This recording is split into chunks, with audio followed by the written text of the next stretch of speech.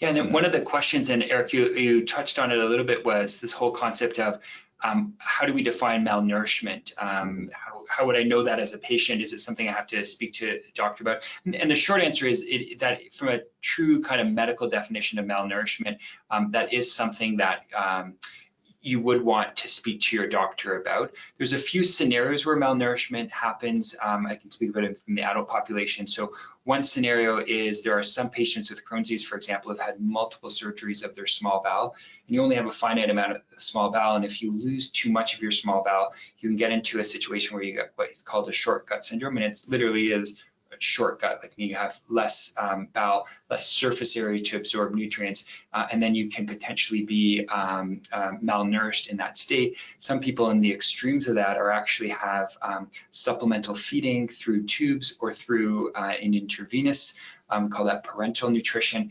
And in those scenarios, being malnourished, there's still a relative level of malnourishment. If you're followed by an enteral nutrition program clinic and they've got everything up to speed and you're feeling well, you're not necessarily malnourished, but you're at higher risk for malnourishment.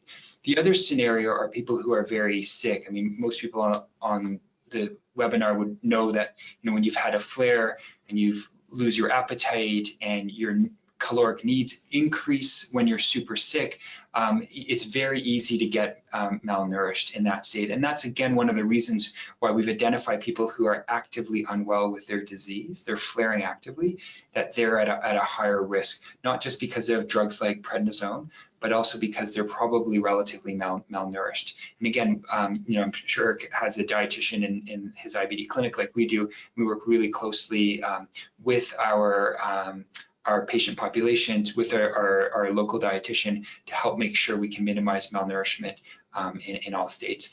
Eric, and from a kid perspective, pediatric perspective, any differences that you would?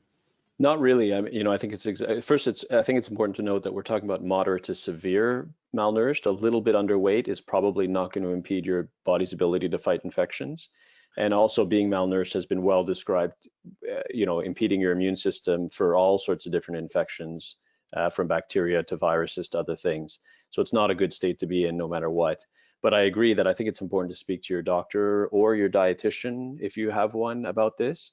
The dietitians have good ways of measuring whether or not you're malnourished, whether it's how thick your skin is in a certain area of body, or the circumference of your arms or other parts of your body to determine whether you're truly malnourished, and can calculate what your energy expenditure is and other things to calculate what kind of calories you need to take in.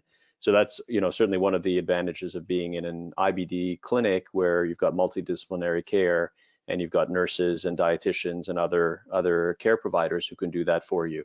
I think for the most part, you probably would have heard if your doctor was worried that you were malnourished. I would suspect your doctor would have told you that.